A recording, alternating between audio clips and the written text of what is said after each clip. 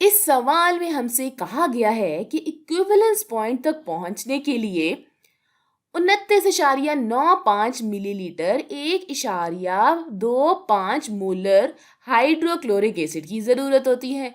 फिर हमसे कहा गया है कि स्टॉक सॉल्यूशन में पोटेशियम सॉर्बेट की कॉन्सेंट्रेशन का हिसाब लगाएं या इसकी कॉन्सेंट्रेशन कैलकुलेट करें। हम यहाँ ब्रैकेट कॉन्सेंट्रेशन को जाहिर करने के लिए लगाते हैं। तो आए पहले अपने आप को ये याद दिलाते हैं कि इक्विवेलेंस पॉइंट होता क्या है। इक्विवेलेंस पॉइंट वो पॉइंट होता है जिस पॉइंट पर तमाम पोटेशियम सॉर्बेट एसिड के साथ यानी कि नाइट्रेट के साथ रिएक्ट कर जाता है। तो अभी हम इस नेट आयोनिक इक्वेशन की दाईं तरफ पहुंच गए हैं। लिहाजा अब इसके बारे में सोचने का एक और तरीका ये है कि ये वो पॉइंट होता है जिसमें पोटेशियम सॉर्बेट के हर मोल के लिए जिसे हम सॉर्बिक एसिड में तब्दील करना चाहते हैं, हम हाइड्रोक्लोरिक एसिड का 1 मोल शामिल कर रहे होते हैं। लिहाजा इक्विवेलेंस पॉइंट के बारे में सोचने का एक तरीका यह है कि अगर मैंने हाइड्रोक्लोरिक एसिड के मोल्स की एक खास तादाद शामिल की है तो ये पोटेशियम सॉर्बेट की इतनी ही तादाद होनी चाहिए जिसके साथ हमने शुरुआत की थी। हमने हाइड्रोक्लोरिक एसिड के मॉलिक्यूल्स की इतनी ही तादाद शामिल की है जितनी असल में पहले पोटेशियम सॉर्बेट की थी। लिहाजा ये एक दूसरे से मुकम्मल तौर पर कैंसिल हो सकते हैं। लिहाजा अगर हम यहाँ मौजूद हाइड्रोक्लोरिक एसिड के मोल्स की तादाद का पता लगा सकते हैं या अगर हम इक्विवेलेंस पॉइंट तक पहुँचने के लिए हाइड्रोक्लोरिक एसिड के मोल्स की तादाद की ज़रूरत है तो इसका मतलब होगा कि आपके असल स्टॉक सोल्यूशन में पोटेशियम सॉर्बेट के इतने ही मोल्स थे। फिर हम इसे इस्तेमाल करके असल कॉन्सेंट्रेशन का हिसाब लगा सकते हैं। तो आइए पहला हिस्सा हल करते हैं। सोचते हैं कि हाइड्रोक्लोरिक एसिड के कितने मोल्स यहाँ मौजूद हैं। इसके लिए मैं यहाँ सिर्फ हाइड्रोक्लोरिक यानी HCl लिखूंगी और इस तरह अगर हमारे पास 29.95 मिलीलीटर हाइड्रोक्लोरिक मौजूद है तो हम इसे लीटर में तब्दील कर देते हैं। चूंकि अगर हमें कॉन्सेंट्रेशन मोलैरिटी में दी गई है तो ये मोल्स फी लीटर है। हमें इस बात को यकीनी बनाना होगा कि हम अपने यूनिट्स का दुरुस्त इस्तेमाल कर रहे हैं। 1 लीटर बराबर होता है 1000 मिलीलीटर के। अगर आप मिलीलीटर को लीटर में तब्दील करना चाहते हैं तो आप 1000 से इसे तकसीम करेंगे तो इससे हमें हाइड्रोक्लोरिक एसिड सोल्यूशन की कुल मिकदार लीटर में मिलेगी जो कि हमने इसमें शामिल की है। अब आइए हिसाब लगाते हैं कि कितने मोल्स होंगे। इसके लिए हम इसे मोलैरिटी से ज़र्ब देंगे यानी 1.25 से मल्टीप्लाई करेंगे। मैं ये बड़ा M यानी कैपिटल M लिखने की बजाय 1.25 मोल्स फी लीटर लिखूंगी।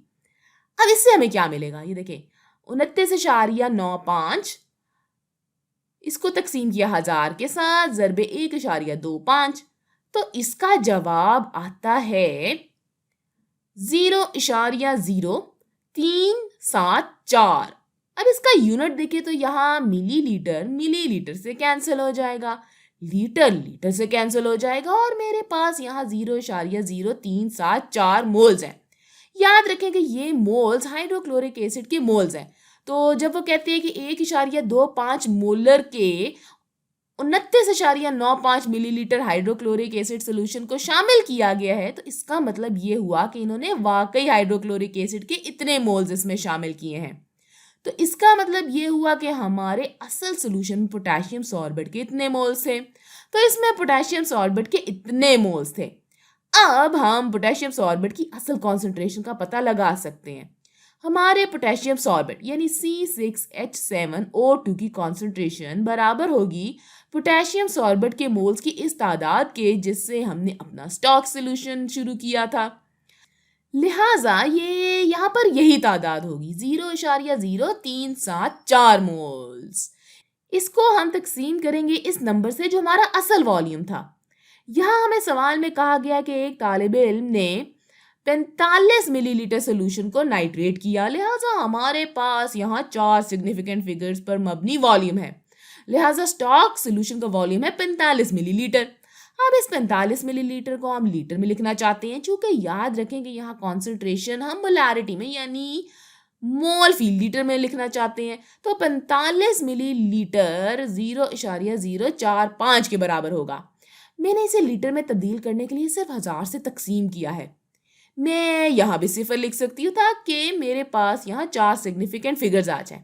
तो अब ये किसके बराबर होगा? 0.0374, इसको हम तकसीम करेंगे 0.04500 से, तो ये बराबर होगा 0.83194 के। हमारे पास यहाँ 3 सिग्निफिकेंट फिगर्स हैं, तो ये बराबर हो जाएगा 0.832 मोल्स फी लीटर के, या हम मोल्स फी लीटर की जगह इसे 0.832 मोलर भी कह सकते हैं।